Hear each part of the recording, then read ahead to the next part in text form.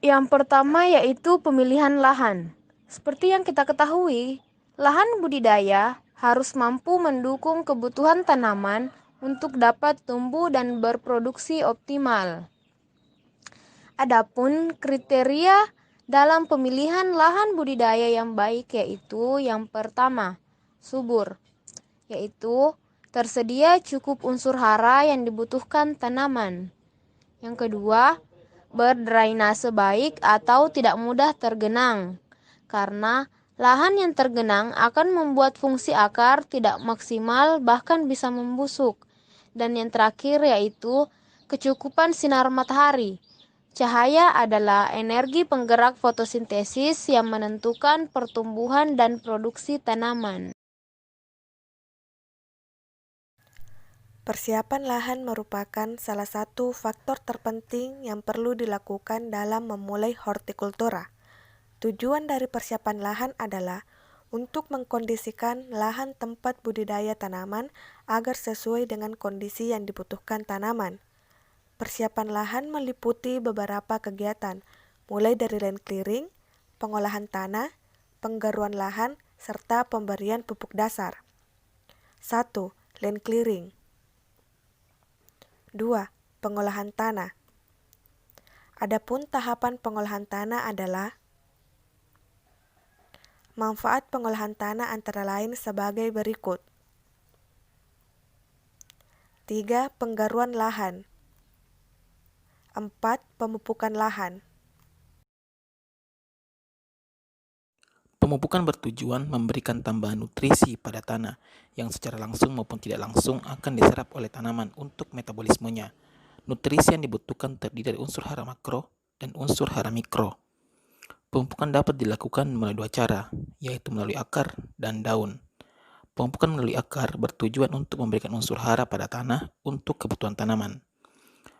Pemupukan pada daun dan akar dapat dilakukan dengan cara sebagai berikut. Kegiatan pengapuran merupakan upaya untuk menaikkan pH tanah dengan cara menambahkan kapur ke dalam tanah. Tujuan utama dari pengapuran adalah untuk meningkatkan pH tanah dari pH masam menjadi pH netral. Pemberian kapur pertanian pada saat olah tanah penting untuk dilakukan karena sebagian besar kondisi tanah atau lahan pertanian memiliki kecenderungan untuk menjadi lebih asam karena berbagai faktor. Dalam bidang pertanian, bakteri yang banyak diperoleh adalah bakteri yang berasal dari tanah. Sebagian besar bakteri di dalam tanah memiliki peran yang menguntungkan seperti perombak bahan organik, penambat nitrogen, pelarut fosfat, dan lain-lain. Untuk mendapatkan bakteri seperti yang berasal dari dalam tanah, perlu dilakukan inokulasi bakteri. Inokulasi adalah proses pemindahan bakteri dari media lama ke media yang baru dengan tingkat ketelitian yang sangat tinggi agar tidak terjadi kontaminasi. Misalnya, dari media tanah ke media agar. Ada beberapa teknik inokulasi seperti teknik gores, teknik tebar, dan teknik tuang. Pemberian air atau irigasi. Irigasi dapat diartikan sebagai pengairan yang berfungsi untuk mengairi lahan pertanian agar tetap subur dan produktif.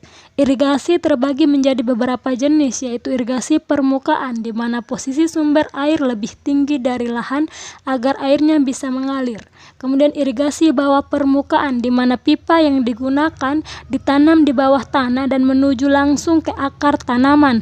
Kemudian irigasi dengan pancuran, di mana menyemburkan air di lahan pertanian dengan menggunakan pancur, maka persebaran airnya bisa lebih menyeluruh layaknya hujan. Kemudian irigasi tetes, di mana keluarnya air berupa tetesan saja langsung ke akar.